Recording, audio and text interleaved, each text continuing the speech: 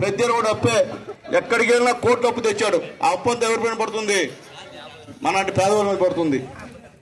కానీ జగన్మోహన్ రెడ్డి గారు ఇంకా కూడా ఆశ తీరక మొత్తం గనుల దగ్గర నుంచి మన గూడూరులో సిలికా బ్రహ్మాండంగా ఉంటుంది, కోట్లు దోచుకున్నారు. అలాగే ఇక్కడ ఉన్నటువంటి క్వార్జ్ కోట్లు దోచుకున్నారు. అలాగే గ్రావెల్ కోట్లు దోచుకున్నారు. అలాగే సముద్ర ఇసుక మీకు తెలుసు, మీ పక్కనే ఉంది ఇక్కడ గూడల దగ్గర, అలాగే బెడ్డు దగ్గర ఉంది, కోట్లు దోచుకున్నారు. గతంలో మనం తెలుగుదేశం పార్టీ ఉన్నప్పుడు ఇసుక మీకు ఫ్రీగా ఇచ్చాడా చంద్రబాబు నాయుడు గారు? చెప్పనమ్మా, మీకు ఓన్లీ ఆ ట్రాక్టర్ ఖర్చు తప్ప ఫ్రీగా ఇచ్చాడు మీకు ఇసుక. ఈ రోజు కూడా చంద్రబాబు నాయుడు గారు ఇసుకని ఫ్రీ చేశారమ్మా. త్వరలో మీరు రీచ్ లో ఓపెన్ చేస్తాం, మీరు ఫ్రీగా ఈరోజు ఇసుకని తీసుకొచ్చే పరిస్థితి అని చెప్పి నేను మీకు తెలియజేస్తున్నా. నేను తెలియజేస్తాను తెల్లరా, మీకు అమ్మ అడుగులే పెద్ద 5 సంవత్సరాలు ఉన్నారు లేదా? ఇప్పుడు అడుగుతున్నదా? 5 సంవత్సరాలు గమ్ముంటువా? మొత్తం ఈ డబ్బును దోచుకుపోతున్నావు వైఎస్ఆర్సీపీ వాళ్ళు. మాతో వస్తాను, నేను వస్తా ఉండు.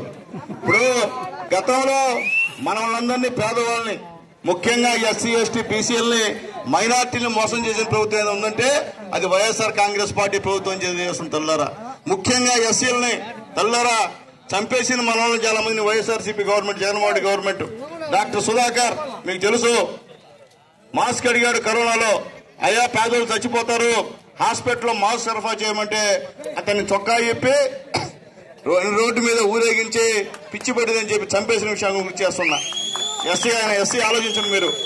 అలాగే తిరుపతిలో ఒక ఎస్సీ డాక్టర్ అమ్మ పెదాలు లిఫ్ట్కి వేసుకుంది. ఏమ్మా లిఫ్ట్కి మనం వేసుకోకూడదా? చెప్పండి, మనం వేసుకోవచ్చా? మనం వేసుకోకూడదా? అది కోటేశ్వర లిఫ్టిక్, మళ్ళీ పేదలు లిఫ్ట్కి అవసరం లేదా? డాక్టర్ అమ్మ ఎంబీబీఎస్ చేసి ఎంఎస్ చేసిన డాక్టర్ అమ్మ లిఫ్ట్కి పెదాలకి లిఫ్ట్కి వేసుకుంటే లిఫ్ట్కి వేసుకుంది దళిత మహిళ అని చెప్పి ఆమెను అవమానపరిచి ఆత్మహత్య చేసుకునేంతవరకు తీసుకొచ్చాడు ఈ వైఎస్ఆర్సీపీ నాయకులు అని చెప్పి నేను మీకు తెలియజేస్తున్నా. అలాగే వరప్రసాద్ అనే యువకుడిని ట్రిపుల్స్ పోతున్నారని చెప్పి గుండు గీయించి అతను ఆత్మహత్య చేసుకునే విధంగా ప్రోత్సహించారని చెప్పి వైఎస్ఆర్సీపీ నాయకులు తెలియజేస్తున్నా. అలాగే పొంగనూరులో పెద్దిరెడ్డి రామచంద్రరెడ్డి ఊళ్ళో తాగేసి ఒకడు అరిసేమా మన ఇళ్ళకడ తాగేసి అరుస్తారు అందరూ. గమ్ముంటారు పేదోడు తాగితే కడుపు మన ఏంద్రపాయి తెలంటాడు, ఏంది బ్రాంచ్ షాపి ఈ విధంగా ఉంది, తర్వాత కైప అరిసాడు. అరిస్తే 1 రోజుల్లో చంపేశారు. ఇదేనమ్మా వాడు ఎస్సీ.